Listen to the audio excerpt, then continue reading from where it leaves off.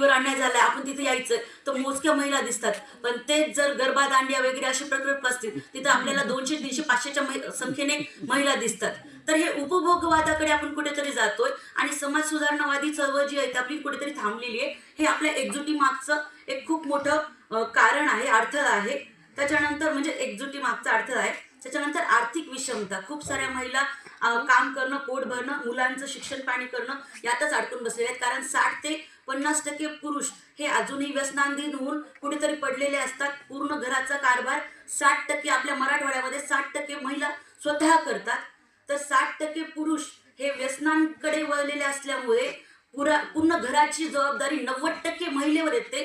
ती महिला घरातल्या मुलांचं पोट भरून पुन्हा शिक्षण करून घरातला कारभार करण्यासाठी काम करत असते. मग ही आर्थिक विषमता जी पोटाचंच म्हणजे तिचं पोटच नाही भरलं, ती अशा कुठेतरी एकीकरणाच्या कार्यक्रमाला येऊ शकत नाही.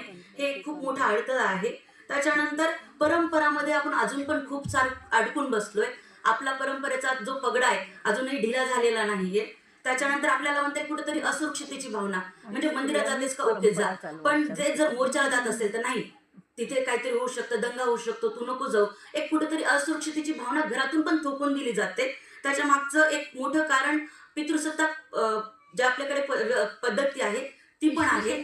त्याच्यानंतर जाती व्यवस्थेचा पगडा आणि वर्ग व्यवस्था जी आहे ती अजूनही म्हणजे जसं म्हटलं की आपण महिला चालवतात त्याच्यामुळे पण आहे. आणि सगळ्यात म्हणजे जे वैचारिक सपोर्ट फॅमिलीकडनं भेटायला पाहिजे तो कुठेतरी महिलांना भेटत नाही. त्याच्यामुळे त्यांच्या एकत्रीकरणामध्ये, महिलांच्या एकजुटीमध्ये आपल्याला अडथळे येतात. तर त्याच्यावर उपाययोजना मी थोडक्यात सांगते.